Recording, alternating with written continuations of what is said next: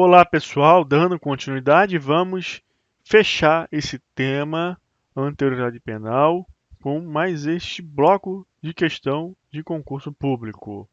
2019 para advogado. No direito penal, a retroatividade da lei que não mais considera o fato como criminoso. O que é isso? Abolitio criminis. Com relação a abolitio criminis, o que você pode marcar aqui como resposta correta? É vedada a abolição crimes? Claro que não. Você tem fundamento constitucional no inciso 40 do artigo 5º da Constituição, também tem no artigo 2º do Código Penal. Então você tem diversos fundamentos legais e constitucionais, bem como o entendimento.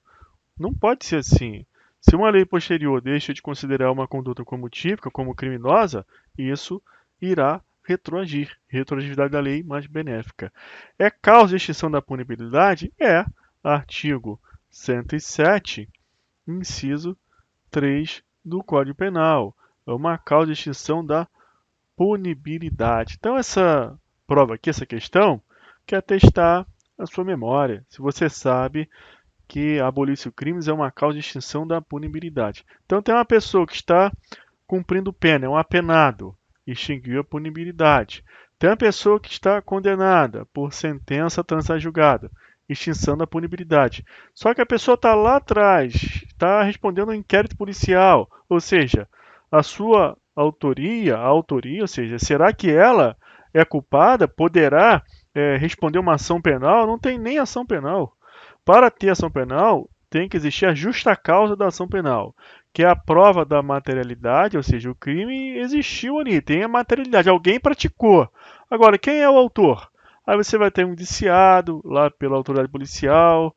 Se esse indiciamento for substancial, o MP poderá então ofertar uma denúncia, o juiz vai avaliar se tem indício suficiente dessa autoria. Não se pode afirmar que aquela pessoa é autora da infração penal. Então, vai extinguir a punibilidade, abolir esse crime? Extingue.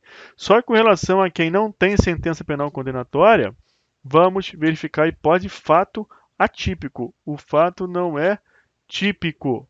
Então, lá no processo penal, nós temos uma hipótese que é a da absolvição sumária, quando estamos diante de uma conduta atípica, absolvição sumária. E você também tem uma sentença absolutória lá no artigo 386 do Código de Processo Penal, quando o fato é atípico, o fato não é crime. Então vai haver extinção da punibilidade com relação ao fato atípico, não é nem para ter ação penal.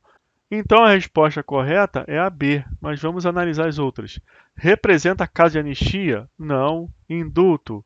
Também não, não tem nada a ver uma coisa com a outra. Vamos ver o que é isso no momento oportuno. Afasta a ilicitude do fato? Afasta. Mas não produz extinção da punibilidade? Produz. Artigo 107, inciso 3, extinção da punibilidade. Outra questão para estágio 2018. Essas questões de estágio aqui são questões boas de resolver. Não é porque é estágio que é fácil. São questões boas para estágio que eu selecionei, tá ok? Assinar a alternativa incorreta. A lei posterior, que de qualquer modo favorecer o agente, aplica-se aos fatos anteriores, ainda que decididos por sentença condenatória transitada em julgado. Verdadeira, correta. Ele quer a errada. Essa está certa e traz para você uma revisão do conhecimento total sobre legislação posterior benéfica. Ela retroage, não importa a situação da pessoa que será beneficiada, se está cumprindo pena, se ainda não está, mas está condenada, se está respondendo ação penal, vai se aplicar em geral para todos. B. Considera-se praticado o crime no momento da ação ou omissão, ainda que outro seja o momento do resultado. Essa aqui também é verdadeira, é o tempo do crime, artigo 4º do Código Penal, ainda não estudamos isso, mas na aula passada eu já comentei em linhas gerais sobre o tempo do crime com você. A palavra-chave para você diferenciar quando o examinador quer testar seu conhecimento sobre tempo do crime ou lugar do crime, é essa expressão aqui, é o momento. Momento se refere a tempo. Então ele quer saber sobre o tempo do crime. Se for o lugar do crime, ele vai falar o lugar. artigo 6º, que trata sobre o lugar do crime. C. Para os efeitos penais, consideram-se como extensão do território nacional as embarcações e aeronaves brasileiras, de natureza pública ou a serviço do governo brasileiro onde quer que se encontrem, correto? Bem como as aeronaves e as embarcações brasileiras, mercantes ou de propriedade privada, que se achem, respectivamente, no espaço aéreo correspondente ou em alto mar. Essa aqui é correta. Vamos aprender isso lá no assunto Lei Penal no Espaço. De regra, aplicamos o princípio da territorialidade. O que é o território brasileiro? Aí você tem que conhecer o território brasileiro. Vamos verificar isso em detalhes no momento oportuno. Só que existe também uma ficção jurídica. Então, eu tenho o avião da FAB lá, que o presidente da República viaja, vai para outro país. Ali também é considerado território brasileiro. Se tiver um crime lá naquela aeronave, território brasileiro, aplica-se a lei brasileira.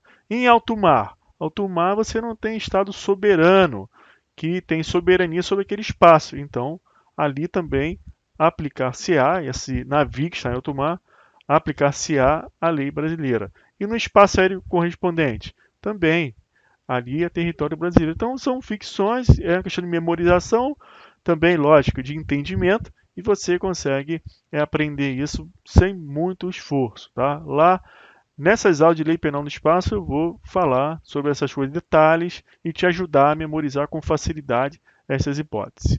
Letra D. Logicamente, é a última que sobrou, então essa é a falsa. Vamos ver por que é a falsa.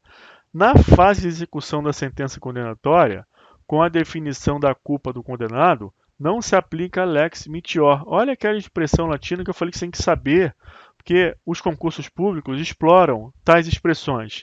Lex meteor significa lei melhor. Então a pessoa está condenada ou está cumprindo pena, não importa a situação da pessoa, a lei melhor sempre será aplicada. O que você tem que tomar cuidado é quem vai aplicar a lei melhor. Se a pessoa já está cumprindo pena, é o juiz da execução. Se está aquela situação discutida em sede recursal, é o tribunal que vai aplicar. Se está na vara criminal, é o juiz singular, natural, que vai aplicar. Outra questão sobre o nosso assunto. Polícia Penal recente 2019, agente penitenciário, antigo agente penitenciário. De acordo com o Código Penal Brasileiro, é correto afirmar: o crime somente será considerado praticado quando evidenciado seu resultado? Não. Artigo 4º, tempo do crime. Considera-se praticado o crime no momento da ação ou omissão, independente do resultado. Lembra, pessoal, para não esquecer da tentativa de homicídio. Se somente houver crime, se houver resultado, como que irá ser punido a tentativa de homicídio? O que importa é o tempo da ação, omissão, independente do resultado. No mínimo, teremos aí homicídio tentado, nesse exemplo. Então, essa aqui é falsa. B. A pena cumprida no estrangeiro atenua a pena imposta no Brasil pelo mesmo crime quando diversas, ou nela é computada quando idênticas. Essa aqui é verdadeira. Essa dedução da pena cumprida no estrangeiro é chamada de detração. Está lá no artigo 42 e você já sabe muito bem disso, que você estudou o princípio constitucional do ne bis in idem. Ninguém pode ser duplamente penalizado pelo mesmo fato, então tem que haver essa dedução. Ocorre que quando as penas são de natureza diversas, aí não dá para aplicar a detração de maneira estrita, deduzir a pena cumprida no estrangeiro, porque as penas são de natureza diversa. Então você tem que criar o quê? Uma atenuante para isso, para haver uma compensação. C. A lei nova que deixar de considerar determinado fato como crime deverá ser aplicada imediatamente, resguardando-se, contudo, a manutenção dos efeitos penais da condenação já em fase de cumprimento. Não, os efeitos penais cessam. Os efeitos extrapenais que perduram, que não cessam. Então essa aqui é falsa. D. Expirado o prazo da lei excepcional ou temporária, cessarão imediatamente os seus efeitos, não podendo mais ser aplicada a nenhum caso, mesmo que ocorrido durante o seu prazo de vigência. Isso aqui é falso.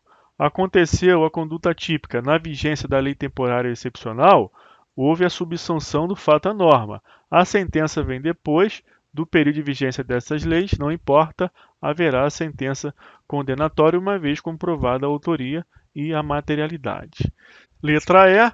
Após o transjulgado da sentença penal condenatória, a sentença torna-se imutável, não podendo mais ser alterada, ainda que a lei nova venha a beneficiar o acusado.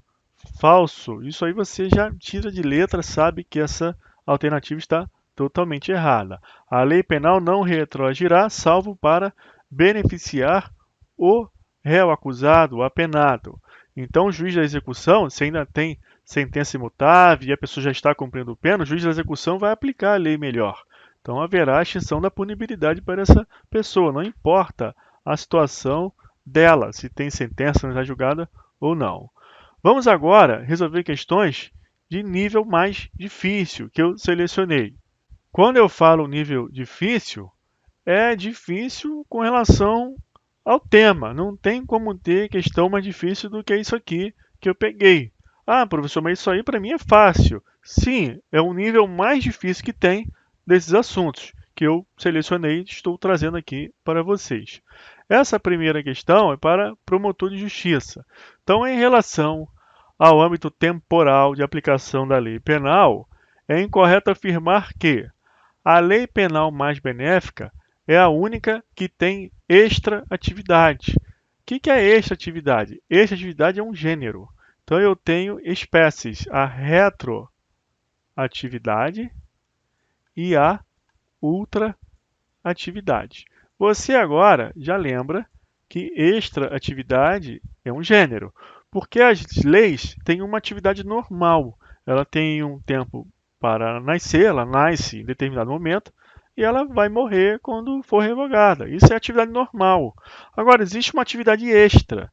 Essa atividade extra é a retroatividade, ou seja, a lei ela vai ser aplicada a fatos que não aconteceram durante a sua vigência. Então, é uma atividade extra, ela vai ser aplicada lá para o passado. E ultraatividade, ela será aplicada, essa lei, ao futuro, em um momento que ela também não existe mais. Então, pessoal, feita essa explicação, vamos voltar para a leitura da alternativa A. O que você marcaria aqui? A lei penal mais benéfica é a única que tem extra-atividade? O que aconteceu nesse concurso? Muita gente marcou F. E aí eu vou mostrar o raciocínio agora por que as pessoas marcaram F. Lembra? Eu disse, são questões do nível mais difícil. Então você vai aprender aqui agora como raciocinar, dica de resolução de provas, e vai servir para qualquer prova. A gente está indo na mais difícil e vai aprender técnicas de resolução de prova. Então, qual é o raciocínio utilizado? Que não é nada absurdo, tá? Você marcar F aqui. É o seguinte, eu falei para vocês que nós temos a extratividade. Extratividade é um gênero que possui espécies. A retroatividade, só estou colocando os prefixos, tá? Então é extratividade, retroatividade e ultraatividade. Quando a alternativa fala somente a lei benéfica tem extratividade, aí qual foi o raciocínio utilizado para os candidatos marcarem falso? Porque se você lembrar das leis excepcionais e temporárias, você também vai automaticamente pensar que essas leis excepcionais e as temporárias lá do artigo 3º do CP, que essas leis possuem ultratividade. Elas existem para vigorar durante um período, só que se vier uma sentença aqui depois, ó, será aplicada essa lei, muito embora o fato foi aqui no passado e ela deixou de existir aqui, ó. Então, uma ultratividade, muito embora a lei tenha deixado de ter vigor aqui, foi aplicada aqui na frente. Ultratividade é para frente, retroatividade é para trás. Então, você pensando que extratividade é um gênero que comporta retroatividade e ultratividade, você vai automaticamente inferir que não é só a lei benéfica que possui extra-atividade. A lei maléfica, ou seja, uma lei excepcional temporária, que está com vigor aqui nesse período, é uma lei maléfica com relação ao período posterior, porque aqui nesse período posterior, no T2, tempo 2, ela não existe. Então, é uma lei maléfica para o tempo 2. Então, uma lei excepcional temporária, ela gosta de ultratividade, e essa ultratividade é gravosa para o tempo 2. Então, não é só a lei benéfica que possui extra-atividade. A lei excepcional temporária, muito embora seja mais gravosa para um tempo posterior 2, também goza de extra-atividade na modalidade ultra. Esse é o raciocínio utilizado e as pessoas marcaram F. Entretanto, pessoal, preste atenção no seguinte: a alternativa A foi elaborada com base em uma doutrina divergente, uma doutrina minoritária. Porque para essa doutrina, a extratividade ela só existe se a norma penal se enquadrar tanto no aspecto da retroatividade como no da ultraatividade. Então, nesse caso, somente a lei benéfica goza dos dois, retro e ultra. Porque uma lei penal temporária ou excepcional, ela só goza de ultra para frente. Será aplicada aqui no tempo 2. No tempo 1, lógico que ela será aplicada. Só que para trás, ou seja, no tempo, vou botar 0, ela não tem eficácia, efetividade para trás, retroativamente. Um fato praticado aqui não será alcançado pela lei temporária excepcional que só tem vigor aqui no tempo 1. Será aplicado no tempo 2, depois que ela deixou de existir, mas porque o fato foi praticado aqui. Agora, não tem retroatividade maléfica. Então, para essa doutrina que entende que extratividade não é só um gênero, extratividade é um termo que eu só posso utilizar para normas que tenham retroatividade e que também tenham ultratividade. Como que você trabalha com essa explicação através de um mapa mental, um desenho aqui, e que você verifica uma norma que comporta as duas coisas? É com relação às leis intermediárias.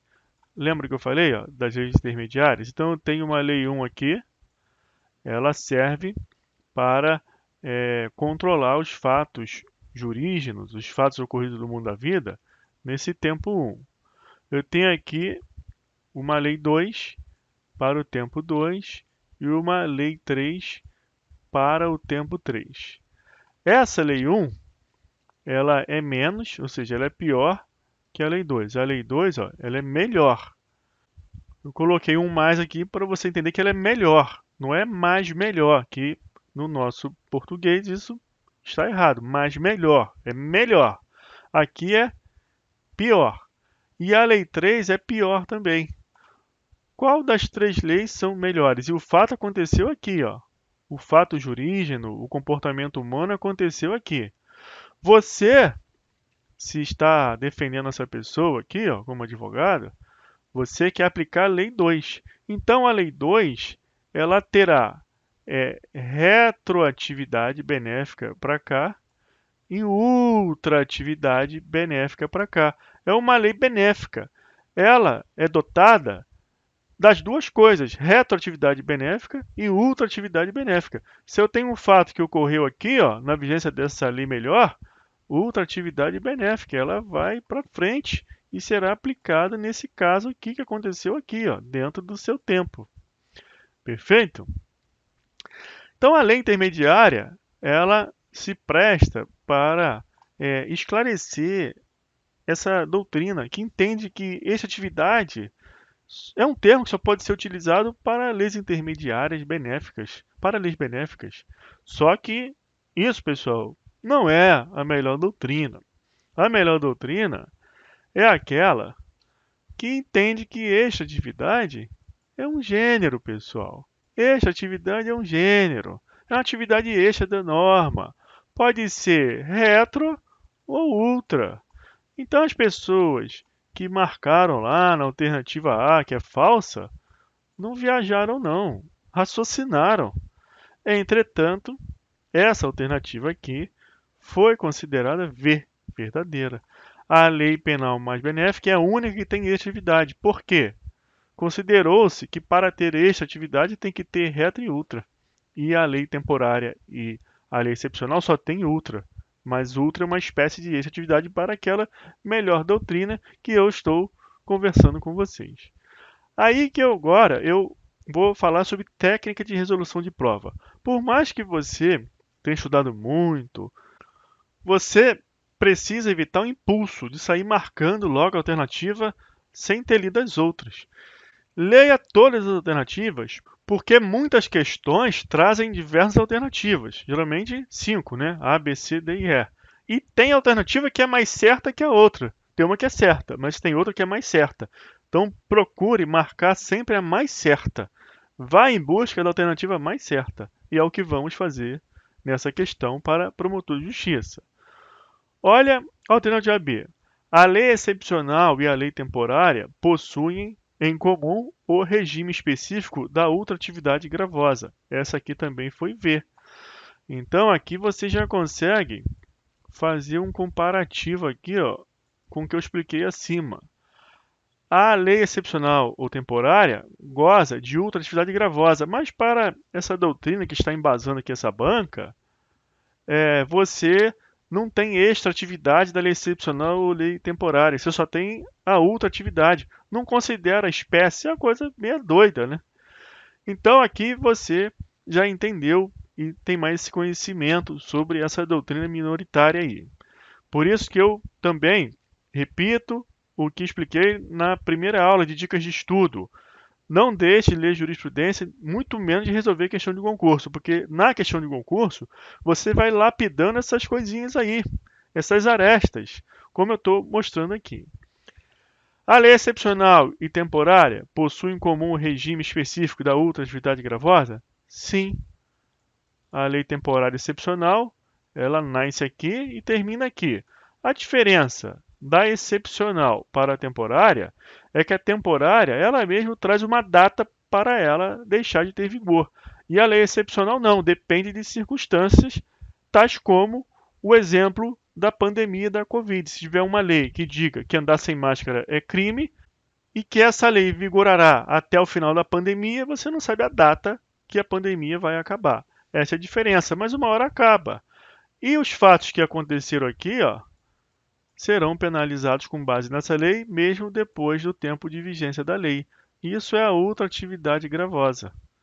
Mas para aquela doutrina, não é assim que funciona. Só agora você sabe aí dessas pedrinhas e vai lembrar disso, que tem essa questão que cerca essa ideia de atividade. C. A lei penal em branco, quando tem por objetivo garantir a obediência da norma complementar, não está subordinada à retroatividade da lei mais severa e da retroatividade da lei mais benigna. Essa aqui é a falsa. Você ainda não estudou lei penal em branco. Mas eu vou adiantar em linhas gerais. Nós vamos ver isso no próximo assunto, quando tratarmos do princípio da taxatividade. Você já leu lá no inciso 39 do artigo 5º que não há crime, nem pena, tá? Crime e pena, sem lei anterior que defina, certo?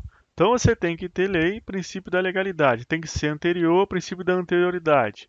E tem que essa lei trazer um artigo que descreva o comportamento humano, o princípio da taxatividade, tudo isso em razão da função de direito penal, que é a função de garantia. Se não for assim, estamos criando aí ambiente para o arbítrio. Por isso, a taxatividade é importante. E aí surge uma crítica. E se eu tiver uma norma penal que ela não seja tão clara assim?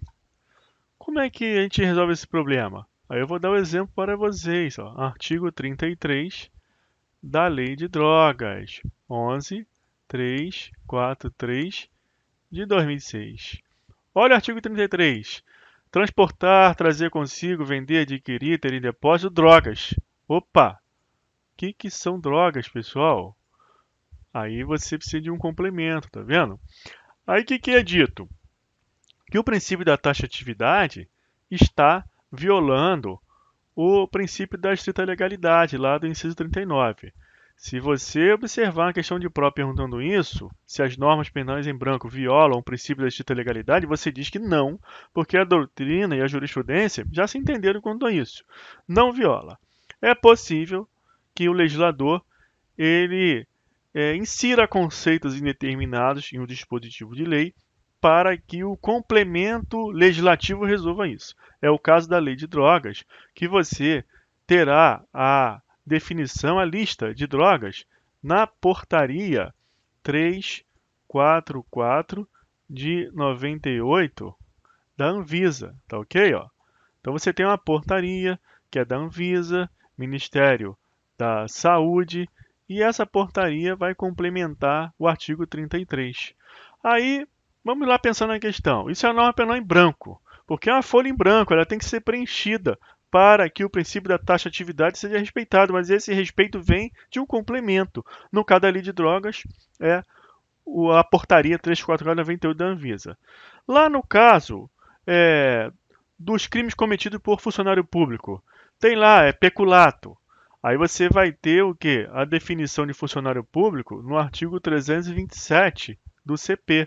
Funcionário público está aqui a definição legal, ó, no 327. Então a própria lei penal, o Código Penal, traz o complemento, porque no peculato você tem o crime praticado em funcionário público. Quem é o funcionário público? Não dá para saber. Aí tem que ter um complemento. Esse complemento vem do próprio Código Penal em um outro artigo, está lá no 327. Pois bem, pessoal, você já entendeu isso, que norma penal em branco é aquela que precisa de complemento para ela respeitar, para que o legislativo, o direito penal, respeite a legalidade estrita.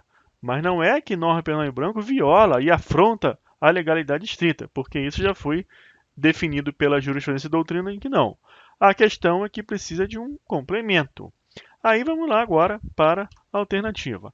A lei penal em branco, quando tem por objetivo garantir a obediência da norma complementar, não se subordina à irretroatividade da lei mais severa e retroatividade da lei mais benigna? Ora, pessoal, o que tem uma coisa a ver com a outra?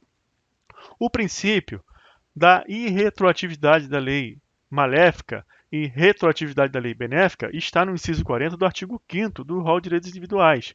Na primeira parte, você tem a irretroatividade maléfica, quando o inciso fala que a lei penal não retroagirá. Só que depois da vírgula vem salvo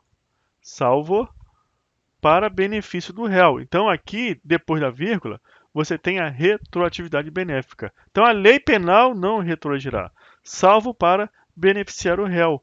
Agora, a lei penal em branco não é lei penal, apesar de ser lei penal em branco e imprescindir, ou seja, exigir complemento, o que tem a ver uma coisa com a outra? Vai se subordinar ao mesmo jeito a esses princípios aqui. Eu não falei tudo sobre normas penais em branco, vamos ver no próximo tema. Eu apenas falei pouquinha coisa em linhas gerais. Então essa aqui é a falsa, essa é a V, essa é a V. Alternativa D agora. No delito continuado, formado por uma pluralidade de atos delitivos, mas legalmente valorados como um só delito, para efeito de sanção, considera-se como tempo do crime aquele da prática de cada ação ou omissão. Essa aqui é V. O tempo do crime, ó, tempo do crime. Eu já comentei com vocês, artigo 4º do Código Penal. Não importa se está falando de crime continuado ou não. Tempo do crime sempre será o momento da prática da ação ou da omissão, independente do resultado. Então não é só para delito continuado. Ocorre que, por conta do delito continuado, você tem que observar o momento da omissão, que é o normal, é o tempo do crime, artigo 4º, porque nós vamos estudar o crime continuado, que está previsto no artigo 71, vamos estudar os parâmetros para que o operador do direito possa afirmar que um delito é a continuação do outro, e aí terá aplicação o artigo 71. Porque uma vez identificado que o artigo 71 deve ser aplicado, A punição será com relação a um só, de maneira fictícia. A pessoa será punida com a pena de um só, se idênticas as penas. Se houver aqui uma pena mais grave que a outra, aplica-se a mais grave. Em qualquer caso, haverá um aumento de pena de 1/6 a 2/3. Isso é a consequência da identificação de crime continuado. Então você precisa saber o tempo do crime, que o tempo do crime é o momento da ação e omissão, porque a jurisprudência vai trazer parâmetros de tempo também entre uma infração e outra, para que possamos afirmar que há infração continuada. Pode acontecer de um furto acontecer aqui, outro aqui, outro aqui. Só que depois de muito tempo acontece um aqui. A jurisprudência vai ter um parâmetro de tempo que eu vou explicar para vocês, que irá afastar um outro crime, mesmo que da mesma espécie, furto. Então, essa alternativa D, você nem precisa saber de crime continuado para acertar ela como ver. Basta saber que o tempo do crime é o momento da prática de cada ação ou omissão. Então, essa aqui é a falsa, essa é V, essa é V. Agora vamos para a última, para a E. O Código Penal acolheu a teoria da ação ou atividade, sendo o tempo da infração penal tanto da ação como da omissão, independente do momento do evento. Correta também, já expliquei para vocês. Essa alternativa está fazendo uma paráfrase aqui do artigo 4º do Código Penal, que fala do tempo do crime. Considera-se praticado o crime no momento da ação ou omissão, independente do momento do resultado. Isso é a teoria da ação ou atividade. Teremos outras teorias, né, que vamos estudar, mas vigora no artigo 4º a teoria da ação ou da atividade. Então, tudo bem, porque ele faz de acordo com o Código Penal. Então, de acordo com o Código Penal, artigo 4º, teoria da ação ou atividade, não se prenda a isso, vamos estudar isso no momento oportuno. Então, errada é a C. Última questão para encerrarmos o nosso treino, nossa luta para testar o nosso conhecimento. Essa questão também do nível difícil. Para advogado, procurador, advogado público, 2010. Dadas as proposições sobre leis penais excepcionais. Vamos lá. Item 1. São leis também chamadas de leis extravagantes ou especiais, aquelas que não estão contidas no Código Penal. Está dizendo que leis excepcionais são a mesma coisa, ou seja, é a mesma coisa que leis extravagantes ou especiais. Não. Leis excepcionais é uma coisa. Legislação especial é outra coisa. Então, esse item 1 não está trazendo a ideia, o conceito de lei excepcional. Está querendo afirmar para você que é um sinônimo entre lei excepcional e lei especial. Eu não gostei muito desse item. Achei a questão mal formulada. Por quê? Porque uma lei temporária é uma lei especial, porque ela não está no código. Mas além de ser especial, ela também é excepcional. Então, as leis excepcionais também são leis especiais, porém tem algo a mais. O problema é que colocou aqui, são leis chamadas de extravagantes ou especiais. E não é bem assim. Então essa questão não ficou muito boa, questão achei mal formulada, mas com esforço hermenêutico aqui você até consegue tender para marcar que é falsa, como de fato foi considerado no gabarito. 2. São normas penais destinadas a vigorar por determinado período, nelas próprios consignados? Não. Somente a lei temporária traz um período nela consignado. As leis excepcionais elas vão acabar, mas depende de um evento que é uma circunstância, você não tem uma data nela consignado. Por exemplo, uma lei aqui que seja cabível em razão da pandemia da Covid surja e diga que andar de máscara estará cometendo infração penal até que a pandemia acabe. A lei terá vigor até o final da pandemia, que será no dia tal. Não tem como dizer que a pandemia vai acabar no dia tal. Só a lei temporária tem esse poder, essa condição, como aconteceu com aquela lei da Copa lá, que trouxe uma data lá de 2014 e disse que naquela data aquelas infrações penais não mais subsistiriam, porque tinha uma data certa para acabar o evento futebolístico lá da época. 3. Como as temporárias são normas destinadas a reger situações anômalas. Aqui está certo. tanto as leis excepcionais como temporárias regem situações anômalas, com a diferença que as leis temporárias têm data certa nelas consignadas para deixar de existir, e excepcionais não, porque dependem de circunstâncias que terminarão em momento incerto. 4. Gozam de ultratividade, ainda que não beneficiem o agente. Correto também, conforme eu expliquei acima. Então, aqui é correto, correto, errado, errado. Então, você tinha que marcar aqui que certo seria a 3 e 4. Então, a alternativa correta era C.